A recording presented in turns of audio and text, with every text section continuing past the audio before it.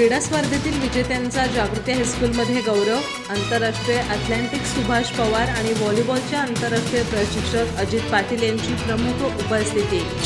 गडिंग्लज येथील जागृती हायस्कूलमध्ये झालेल्या वार्षिक क्रीडा स्पर्धांमधील विजेत्यांचा गौरव झाला. आंतरराष्ट्रीय ॲथलेटिक्स सुभाष पवार आणि व्हॉलीबॉलचे आंतरराष्ट्रीय प्रशिक्षक अजित पाटील प्रमुख पाहुणे होते. संस्थेचे अध्यक्ष डॉक्टर सतीश गाळे अध्यक्षस्थानी होते. श्री पवार आणि पाटील यांनी विद्यार्थ्यांना मार्गदर्शन केलं. ते म्हणाले, विद्यार्थ्यांनी खेळाच्या माध्यमातून सक्षम झालं पाहिजे. लहानपणापासूनच नियमित खेळाची आवड लागल्यास शरीर तंदुरुस्त राहतं. आयुष्याकडे पाहण्याचा निरोगी आणि सकारात्मक दृष्टिकोन तयार होतो. खेळामुळे स्वतःमध्ये कणखरता निर्माण होते. डॉक्टर घाळी यांनी शालेय जीवनात क्रीडा स्पर्धांचं महत्त्व आणि संधी या विषयावर मार्गदर्शन केलं.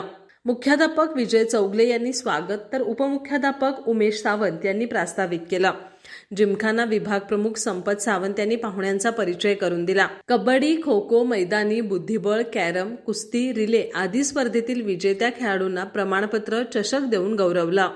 समर्थ नवलाज, अनुष्का चव्हाण, साईराज दळवी, वैष्णवी कुंभार यांनी वैयक्तिक चॅम्पियनशिप पटकावली. सर्वसाधारण विजेतेपदाचा मान 7वी अ आणि 10वी फ वर्गाने मिळवला.